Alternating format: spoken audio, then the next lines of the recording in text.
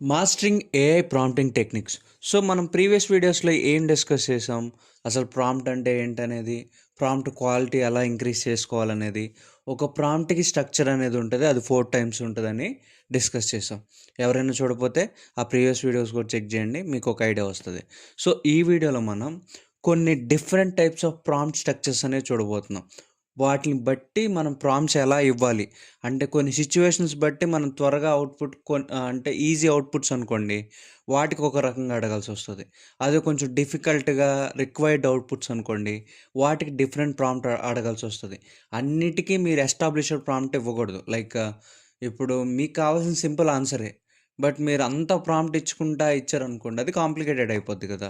అలాంటి వాటికి ఎలా ఇవ్వాలి? అంటే మన సిట్యుయేషన్‌ని బట్టి ప్రాంప్ట్ ఎలా ఇవ్వాలి అనేది ఈ వీడియోలో చెప్తాననమాట. So, let's go. సో, మనకి ప్రాంప్టింగ్ టెక్నిక్స్ ఎలా ఉంటాయంటే, సింపుల్‌గా చెప్పాలంటే 3 బేసెస్ మీద ఉంటాయి. ఒకటొచ్చేసరికి జీరో షాట్, రెండోది ఫ్యూ షాట్ అండ్ మూడోదొచ్చేసరికి రోల్ బేస్డ్ అనమాట. ఈ మూడిటి మీదే మనకి ప్రాంప్ట్స్ అనేవి డిసైడ్ అవుతాం. ఎలా ఇస్తే బావుంటది అని. అంటే మన రిక్వైర్మెంట్ బట్టి. సో, ఇక్కడ చూస్తే చూడండి, జీరో షాట్ అంటే ఏంటంటే, direct instruction with no examples. అంటే లైక్ సింపుల్‌గా ఒక ఆన్సర్ అడగాలనుకుంటున్నారు. 2+3 ఎంత అని అడగాలనుకోండి. దానికి ఇన్‌స్ట్రక్షన్స్ ఇలాంటియి ఇవ్వాల్సిన పని లేదు గదా! జస్ట్ 2+3 ఎడిషన్ జేయి అని జెప్పేసి అడుగుతాం. అప్పుడది ఒక రిజల్ట్ ఇస్తది. అలా లేదంటే నాకు ఇండియాస్ ప్రైమ్ మినిస్టర్ ఎవరు ఐ మీన్ ఎవరు అని అడిగామనుకోండి. అది చెప్తది గదా! సో, ఇలాంటాటికి మనం ఇన్‌స్ట్రక్షన్స్ ఇలాంటివి ఇచ్చామనుకోండి, అది కొంచెం కాంప్లికేటెడ్ అవుతది. ఈవెన్ ప్రాంప్ట్ ఇవ్వటము టైం వేస్ట్ అవుతది. అలాగే అది తీసుకొని ఆ ప్రాసెస్ చేయటం కూడా టైం వేస్ట్ అవుతది. ఇలాంటాటికి మనం జీరో షాట్ అడుగుదాం అనమాట. నెక్స్ట్ వచ్చేసరికి ఫ్యూ షాట్. ఈ ఫ్యూ షాట్ ఏంటంటే దానికి ప్రాంప్ట్ ఇటరేషన్ అనేది జరుగుతది. Prompt iteration is nothing but మనం దీనికి కొన్ని సినారియోస్ ఇస్తాం. అంటే ఫస్ట్ ప్రాంప్ట్‌లో అది సరిగ్గా ఇవ్వలేదనుకోండి, దానికి కొన్ని ఎగ్జాంపుల్స్ యాడ్ చేసి ఇలా కాదు ఫర్ ఎగ్జాంపుల్ మనం ఇలా తీసుకుంటే నాకు ఇలాంటి అవుట్‌పుట్ రావాలని చెప్పేసి మనం ప్రాంప్ట్‌ని ఒక్కసారి గాకుండా ఒక 2, 3 టైమ్స్‌ని మనం యాడ్ ఆన్ చేసి చేస్తే దాన్ని ఫ్యూ షార్ట్ ప్రాంప్ట్స్ అంటారు. నెక్స్ట్ వచ్చేసరికి రోల్ బేస్డ్. మనం ఆల్రెడీ ప్రీవియస్ వీడియోలో డిస్కస్ చేసాం గదా! Role based is nothing but మనం ఏదైతే ఇప్పుడు ఒక ఫోటో చేయాలి అంటే దానికి ఎవరు గావాలి? ఒక డిజైనర్ గావాలి. అలాగే ఒక కోడ్ రాయాలంటే ఒక డెవలపర్ కావాలి. లేదంటే ఏదంటే గేమ్ గురించి నాలెడ్జ్ కావాలంటే ఆ గేమ్‌లో ఉండే సీనియర్ అవ్వచ్చు, ఒక కోచ్ అవ్వచ్చు అలా అనమాట. సో, ఇలాంటి వాటి కోసం మనం ఈ రోల్ బేస్డ్ ప్రాంప్టింగ్ టెక్నిక్ అనేది వాడతాం. సో, ఈచ్ టెక్నిక్‌ని మీకు ఒక్కొక్కటిగా ఎక్స్‌ప్లెయిన్ చేసి చూపిస్తానిప్పుడు. First one zero shot prompting. So, zero shot prompting ఇక్కడ చూడండి. Give the AI a direct instruction without any examples. It's like asking someone to do a task based on their existing knowledge. So, మనం just existing knowledge అంటే ఎలాగంటే ఏఐకి మనం just ఒక question అడిగితే answer ఇచ్చేటట్టే అడుగుతున్నాం. మనం ఇంకా ఎస్టాబ్లిష్డ్‌గా నాకు ఇది కావాలి, ఇది కావాలని రిక్వైర్మెంట్ అవసరం లేదు. మనకి ఆన్సర్ ఏంటి అంటే మనకు ఆన్సర్ తెలీదు. లైక్ ఆ కాలిక్యులేషన్ తెలీదు. బట్ ఏఐ అనేది వన్ షాట్‌లో ఇచ్చిద్ది అని తెలిసినప్పుడు, మనం ఆ క్వెషన్‌ని సింపుల్‌గా అడిగితే బెటర్ గదా! సో, ఇక్కడ చూడండి, translate this to friends. Hello how are you అనేది ఇచ్చాం. సో, దీనికి మనం పర్టిక్యులర్‌గా ఏమి యాడ్ చేయాల్సిందేమి ఉండదు. అక్కడ మనం డైరెక్ట్‌గా ఏమిచ్చాం, హలో హౌ ఆర్ యూ అని ఫ్రెంచ్‌లోకి కన్వర్ట్ చేయని చెప్పాం. ట్రాన్స్‌లేట్ చేయమని. అది ట్రాన్స్‌లేట్ చేసి ఇచ్చేస్తది. దీనికి ఎక్కువ టైం పట్టదు. అందుకనే ఇలాంటి వాటి కోసం మనం జీరో షాట్ ప్రాంప్టింగ్ అనేది యూజ్ చేసుకోవాలి. అప్పుడే మనకు టైం సేవ్ అవుతది. ఈవెన్ మనం ఇచ్చే ప్రాంప్ట్ వల్ల యూసేజ్ అనేది కూడా తగ్గుతది. అంటే మనం ఏఐని ఎంత ఎక్కువ వాడుతున్నామో దాని ఎనకాల చాలా బ్యాక్ ఎండ్‌లో డేటా అనేది ఇదవుతది. అలాగే వాటర్ రిసోర్సెస్ అనేవి ఇదవుతాయి. సో, మనం ఇచ్చే దాన్ని బట్టి మనకి ఎఫిషియన్సీ అనేది పెరుగుతదనమాట. అందుకనే నీడెడ్ ఉన్న వాటికే మనం ఎక్కువ ఎస్టాబ్లిష్‌మెంట్ అనేది ఇవ్వాలి. నెక్స్ట్ వచ్చేసరికి వ ఇది one shot and few shot prompting. So, one shot and few shot ఏంటంటే, వన్ షాట్ ఏంటంటే ఒకేసారి ఎస్టాబ్లిష్డ్ ప్రాంప్ట్ ఇవ్వడం. ఫ్యూ షాట్ ఏంటంటే ఇటరేషన్స్ అనమాట. ఇక్కడేంటంటే చూడండి, వన్ షాట్‌లో provide exactly one example to show that AI what you want. Useful when the task requires a specific format. So, మనం ఒక ఎగ్జాంపుల్ ఇచ్చేసేసి ఈ స్పెసిఫిక్ ఫార్మాట్‌లో రావాలి అనుకున్నప్పుడు యూజ్ వన్ షాట్ అనమాట. లేదు ఫ్యూ షాట్ ఏంటంటే కొన్ని ఎగ్జాంపుల్స్ ఇస్తాము. డిఫరెంట్ డిఫరెంట్ ప్యాటర్న్స్‌లో ఇస్తాం. అంటే మనం ఒకే అవుట్‌పుట్‌ని ఎక్స్‌పెక్ట్ జేయట్లేదు. మల్టిపుల్ అవుట్‌పుట్స్‌ని ఎక్స్‌పెక్ట్ జేస్తున్నాం దాని గురించి. ఎందుకంటే ఫర్ ఎగ్జాంపుల్ ఇప్పుడు మీరు ఒక ఫోటో డిజైన్ చేశారనుకోండి, లైక్ ఏదో ఒక పోస్టో, బ్యానరో డిజైన్ చేసినప్పుడు మీకు మల్టిపుల్ అవుట్‌పుట్స్ వస్తే దాన్ని బట్టి మీరు ఏదో ఒకటి సెలెక్ట్ చేసుకుంటారు దాంట్లో. అలాగే ఒక కోడ్ రాస్తే ఆ కోడ్‌లో డిఫరెంట్ యూఐ డిజైన్స్ ఉంటే దాంట్లో ఒకటి పిక్ చేసుకుంటారు. అలా ఈ ఫ్యూ షాట్ ప్రాంప్టింగ్ అనేది అలాంటి దానికి మెయిన్‌గా యూజ్ అవుతది. ఇక్కడ చిన్న ఎగ్జాంపుల్స్ కూడా ఉన్నాయి. Convert 2 hours to 120 minutes, now convert 3 hours to, అది ఆటోమేటిక్‌గా కన్వర్ట్ చేసేస్తది. ఎందుకంటే మనం ఒక ఎగ్జాంపుల్ ఇచ్చాం కదా! 2 అవర్స్ అయితే 120 మినిట్స్‌గా చేయమన్నప్పుడు 3 అవర్స్ అయితే ఎంత చేస్తది? 180 మినిట్స్ చేస్తది. సో, అలాగే ఇక్కడ చూడండి ఫ్యూ షాట్ ఎగ్జాంపుల్స్ ఎలా ఉంటాయంటే, ఫస్ట్ మనం ఒకటి ఇచ్చాం. 2 అవర్స్ 120 మినిట్స్‌ని 1.5 అవర్స్ అవ్వాలి. దాని తర్వాత 1.5 అవర్స్ 90 మినిట్స్ అవ్వాలి. మళ్ళీ చెప్తాను. కన్వర్ట్ 2 అవర్స్‌ని 120 మినిట్స్ చేసాం. 1.5 అవర్స్‌ని 90 మినిట్స్ చేసాం. అప్పుడు 2.5 అవర్స్ ఎంత అవుతది? అంటే ఇక్కడ మనం ఏమి ఇచ్చాం? 2 ఎగ్జాంపుల్స్ ఇచ్చాం. 2 అవర్స్ అంటే 120 మినిట్స్. 1.5 అవర్స్ అంటే దాంట్లో హాఫ్, అదే 1½ అవర్ కదా! సో, అందుకని అది 90 మినిట్స్ అయింది. అప్పుడు ఇది 2.5 అంటే ఎంత ఇస్తది? ఒక 30 మినిట్స్ యాడ్ చేసుకుని 120 + 30 150 ఇస్తదనమాట. సో, అలా మనకి ఇది ఫ్యూ షాట్ ఎగ్జాంపుల్ అనమాట. అంటే ఒక ఎగ్జాంపుల్ ఇవ్వలే మనం. 2 ఎగ్జాంపుల్స్ ఇస్తే అదేం చేసుకుంటది?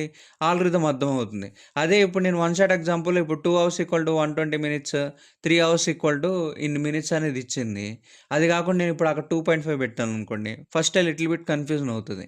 ఈ అదే ఇప్పుడు మనం ఎగ్జాంపుల్ ఇలా ఇచ్చామనుకోండి, ఈజీ అయిపోద్దనమాట. Next role based prompting. So, role based అంటే మనకి ఆల్రెడీ దీని గురించి డిస్కస్ చేసుకున్నాం స్ట్రక్చర్‌లోనే. సో, ఇక్కడ చూడండి కొన్ని ఎగ్జాంపుల్స్ అయితే ఉన్నాయి. Act as a software engineer and explain recursion. Recursion అనేది ఒక సాఫ్ట్‌వేర్ ఇంజినీర్ రోల్ తీసుకొని నువ్వు ఎక్స్‌ప్లెయిన్ చేయని చెప్పి ఏఐకి చెప్తాం. ఒక హిస్టరీ ప్రొఫెసర్ అయితే నాకు వరల్డ్ వార్ 2 కంటెంట్ గురించి సమ్మరైజ్ చేయమని అడిగాను. నెక్స్ట్ అండి, be a friendly tutor helping student learn calculus. So, ఒక ట్యూటర్ అయ్యి కాలిక్యులస్ అనేది నేర్పించు అని చెప్పేసి అడిగాం. ఇలా ఇంకా మల్టిపుల్ అనమాట. ఒక ఒక కోచ్ అవ్వచ్చు, లేదంటే ఒక గేమ్ డిజైనర్ అవ్వచ్చు, లేదంటే ఒక పోస్టల్ డిజైనర్ అవ్వచ్చు. ఇంకా ఇంకా చూసుకుంటే మనం ఎలాంటి రోల్ అయినా, అంటే మనకి యూజ్ అయ్యే రోల్స్, లేకపోతే ఒక ఫార్మసీ అవ్వచ్చు. ఇట్లా మనకి మెడిసిన్ గురించి తెలుసుకోవాలంటే, లేదంటే ఒక డాక్టర్ అయ్యుంటే నువ్వు దీనికి ఎలా పర్ఫార్మ్ చేస్తావని కూడా మనం కొన్ని ఎగ్జాంపుల్ సినారియోస్ కూడా చూసాం. ఈవెన్ డాక్టర్స్ కూడా నువ్వు ఒక డాక్టర్ అయితే దీనికి ఎలాంటి ట్రీట్మెంట్ చేస్తావని కూడా కొన్ని వీడియోస్ అయితే ఉన్నాయి మనకి ఇంటర్నెట్‌లో. వాళ్ళు కూడా దీని సజెషన్స్ తీసుకుంటున్నారు. అంటే ఇది నిజంగానే అంత పర్ఫెక్ట్‌గా ఇస్తుందా లేదనే టెస్ట్‌లు కూడా చేశారనమాట. సో, అలాగనమాట. మనం ఈ రోల్ బేస్డ్ ప్రాంప్టింగ్ ఎలా అవుతుందంటే, మనం ఆ రోల్‌ని ఎస్టాబ్లిష్ చేస్తాం. Act as a software engineer అని, లేదంటే నువ్వు ఒక హిస్టరీ ప్రొఫెసర్ ఇలా చెప్తామనమాట. అప్పుడు అది ఇంకా ఇంపాక్ట్‌ఫుల్‌గా మనకు రిజల్ట్ అనేది ఇస్తది. దీన్నే రోల్ బేస్డ్ ప్రాంప్టింగ్ అంటారు. ఓకే. సో, ఇక్కడ చూడండి మనకి ఒక ప్రాంప్టింగ్‌ని ఎలా బ్రేక్ డౌన్ చేయాలనేది చూసాం. ఇక్కడ చూడండి స్టెప్ 1లో బ్రేక్ డౌన్ ద టాస్క్. అసలు మనకి రిక్వైర్మెంట్ ఏంటి? ఆ టాస్క్‌ని కొన్ని ఏదైతే కాంప్లెక్స్‌గా ఉంటాయో అవి తీసేసేసేసి రిక్వైర్మెంట్ ఏందో ఫస్ట్ ఎస్టాబ్లిష్ చేసుకోవాలి. దాని తర్వాత బీ స్పెసిఫిక్. అంటే మనకి మీరు చేసే వర్క్‌లో ఏది స్పెసిఫిక్‌గా కావాలో అది మెన్షన్ చేస్తే ఏమవుతదంటే, అది ఎక్స్ట్రా ఇచ్చే డేటా అంతా ఫిల్టర్ చేసేసేసి మీకు కావాల్సిన డేటాను వరకే అక్కడ ఇస్తది. అప్పుడు మీకేమవుతది, మళ్ళీ ప్రాంప్ట్ అడిగి నాకు ఇంత కంటెంట్ అక్కర్లేదు, ఇంతవరకే ఇవ్వాలి అని చెప్పే ప్రాబ్లమ్ లేకుండా మీరు ఏదైతే స్పెసిఫిక్ అనుకుంటారో అది మీకు రావటానికి ఈజీ అయిపోద్దనమాట. Next set expectations. సో, మీరు దాని సక్సెస్ ఈజ్ నథింగ్ బట్ దాని అవుట్‌పుట్ మీరు ఏమి ఎక్స్‌పెక్ట్ చేస్తున్నారో అది కూడా మీరు ఎక్స్‌పెక్టేషన్స్ పెట్టేయాలి. నేను నీ దగ్గర నుండి ఇలాంటి అవుట్‌పుట్‌ని ఎక్స్‌పెక్ట్ చేస్తున్నాను అని చెప్పామనుకోండి. సో, అది రీచ్ అవ్వడానికి ట్రై చేస్తదనమాట. నెక్స్ట్ గుడ్ ప్రాంప్ట్‌కి, బ్యాడ్ ప్రాంప్ట్‌కి డిఫరెన్స్ చూడండి. ఇక్కడ identify the main topic find చేయాలి. సపోర్టింగ్ పాయింట్స్ ఉండాలి. అది ఎన్ని పాయింట్స్‌లో అవ్వాలి. Finding 3 supporting points, summary in 100 words. ఇక్కడ ఏం చేసాం, దానికి మెయిన్ టాపిక్ ఏంటో చెప్పాం. దాని తర్వాత దానికి 3 సపోర్టింగ్ పాయింట్స్ ఇచ్చాం. 100 వర్డ్స్‌లోకి అది ఏదైతే అవుట్‌పుట్ కావాలనుకున్నా అది 100 వర్డ్స్‌లో ఉండాలని చెప్పాం. ఇక్కడ ఈ బ్యాడ్ ప్రాంప్ట్‌లో ఏమైంది, summarise this text well. So, నేను ఒక కంటెంట్ తీసుకొచ్చి అక్కడ పేస్ట్ చేసి సమ్మరైజ్ దిస్ టెక్స్ట్ అన్నాననుకో, అది ఇస్తది. కాకపోతే అంత ఎఫిషియెంట్‌గా ఇవ్వదు. అదే నేను ఇక్కడ అదే టెక్స్ట్‌ని తీసుకెళ్ళి ఇక్కడ గుడ్ ప్రాంప్ట్‌లో ఉన్నది ఇస్తే నాకు మంచిగా ఒక రిప్రజెంటేషన్స్తో నాకు కావాల్సిన వరకే ఎస్టాబ్లిష్ చేసి ఆ 200 ఆర్ 100 వాట్స్లో మనకి డేటా అనేది ఇస్తుంది అనమాట. సో అది గుడ్ ప్రాంప్ట్కి అండ్ బ్యాడ్ ప్రాంప్ట్కి ఉన్న డిఫరెన్స్ అనమాట. Next comparison of prompting types. So ఇక్కడ చిన్న ఎగ్జాంపుల్స్ లాగా లైక్ 1 షాట్లో ఎలా ఉంటుంది, 0 షాట్లో ఎలా ఉంటుంది, ఫ్యూ షాట్లో ఎలా ఉంటుంది, రోల్ బేస్డ్ అయితే ఎలా ఉంటుంది, ఇన్స్ట్రక్షన్ బేస్డ్ అయితే ఎలా ఉంటుంది. సో ఎగ్జాంపుల్స్ ఏంటంటే 0 షాట్కి అసలు ఎగ్జాంపుల్స్ ఏమి ఉండవు, డైరెక్ట్గా మనం క్వశ్చన్ అడగటం. 1 షాట్కి ఏంటంటే ఒక ఎగ్జాంపుల్ ఇస్తాం, అది ఆ ప్యాటర్న్ రికగ్నైజేషన్ చేసుకొని మనకు అవుట్పుట్ అనేది ఇస్తుంది. నెక్స్ట్ ఫ్యూ షాట్ ఏం చేస్తుందంటే 2 to 5 ఎగ్జాంపుల్స్ ఇవ్వాలి, అది ప్యాటర్న్స్ అర్థం చేసుకొని దాన్ని బట్టి రిజల్ట్ ఇస్తుంది. రోల్ బేస్డ్ ఏంటంటే రోల్ డెఫినేషన్, అంటే ఏ రోల్లో అది యాక్ట్ చేయాలో అది ఇచ్చేసేసేసి అప్పుడు ఏమవుతుందంటే డొమైన్ స్పెసిఫిక్ అయిపోద్ది అది. ఎందుకు, మనం పర్టికులర్ రోల్ చెప్పాం కదా, సో ఆ డొమైన్లోనే రీసెర్చ్ చేసుకొని మనకు డేటా అనేది ఇస్తుంది అనమాట. నెక్స్ట్ ఇన్స్ట్రక్షన్ బేస్డ్, ఇది స్టెప్ బై స్టెప్ ఫార్మేట్ ఉంటుంది. ఇన్స్ట్రక్షన్ బేస్డ్ ఎలా ఉంటుంది అంటే ఒక ప్రాంప్ట్లో అవుతుంది. ఫస్ట్ మనం దానికి డేటా కొంచెం ఇస్తాం, ఇచ్చిన తర్వాత అది కొంచెం అర్థం చేసుకొని మన ట్రాక్లో ఉందనుకోండి, ఓకే. మళ్ళీ ఇంకో ప్రాంప్ట్ అది ఏదైతే ఆ ట్రాక్లో ఉన్న కింద ఇస్తుంది కదా సజెషన్, దాన్ని యాక్సెప్ట్ చేస్తాం. ఒకవేళ దాని సజెషన్ కరెక్ట్గా లేదనుకోండి, మళ్ళీ మనం ఇంకో స్టెప్ అనేది ఇన్ఫర్మేషన్ ఇస్తాం. అప్పుడు ఏం చేస్తుంది, పైనున్న ఇన్ఫర్మేషన్ని కిందున్న ఇన్ఫర్మేషన్ తీసుకొని మనకి ఇంకా ఎస్టాబ్లిష్ చేసేస్తుంది అనమాట. ఇలా స్టెప్ బై స్టెప్ చేస్తే మనకేమవుద్దంటే ఇటరేషన్తో పాటు మన డేటా ఇన్ఫర్మేషన్ అనేది అది తీసుకొని ఈవెన్ మన చాటింగ్ స్టైల్ని కూడా అది ఐడెంటిఫై చేసుకుంటుంది. సో అందుకనే దీని కాంప్లెక్సిటీ అనేది హై ఉంటుంది, రిజల్ట్ కూడా బెస్ట్ ఇస్తుంది అనమాట. నెక్స్ట్, సో ఈచ్ టైప్స్ని ఎప్పుడెప్పుడు వాడాలి అనుకుంటే, 0 షాట్ ఎప్పుడు వర్క్ అయ్యిద్ది పర్ఫెక్ట్గా అంటే సింపుల్ ట్రాన్స్లేషన్స్ అప్పుడు వర్క్ అవుతుంది. ప్యాటర్న్ రికగ్నైజేషన్ ఉన్నప్పుడు 1 షాట్ వర్క్ అవుతుంది. ప్రొఫెషనల్ కానీ క్రియేటివ్ అవుట్పుట్ కావాలనుకుంటే రోల్ బేస్డ్కి వెళ్ళిపోవాలి. Next, multi step problem solving ఉండాలి అనుకుంటే ఇన్స్ట్రక్షన్ బేస్డ్ వెళ్ళాలి. సో మనం వీటిని ఎక్కడ యూస్ చేసుకోవాలో తెలిస్తే ప్రాంప్ట్స్ దాన్ని బట్టి మనం అంత ఈజీగా ఒక ఏఐని అనేది హ్యాండిల్ చేయగలుగుతాం అనమాట. సో రియల్ ఎగ్జాంపుల్స్ కొన్ని ఇచ్చాను ఇక్కడ చూడండి. ఆల్రెడీ మనం మాట్లాడుకున్నవే, ప్రీవియస్గా మాట్లాడుకున్న ఎగ్జాంపుల్సే, ఒకసారి చెక్అవుట్ చేయండి. That's it for the video. Next వీడియోలో ఇంకా ఇంకా ఎస్టాబ్లిష్డ్ కంటెంట్ ఉంటుంది, ప్రాంప్ట్స్లోనే డివైడ్ చేసి టాపిక్స్ ఏమేమి ఉంటాయో చెప్తాను. అలాగే ప్రీవియస్ వీడియోస్ చెక్ చేయకపోతే కింద డిస్క్రిప్షన్లో ఇస్తాను, ఒకసారి చెక్ చేయండి. Thank you for watching, please do subscribe.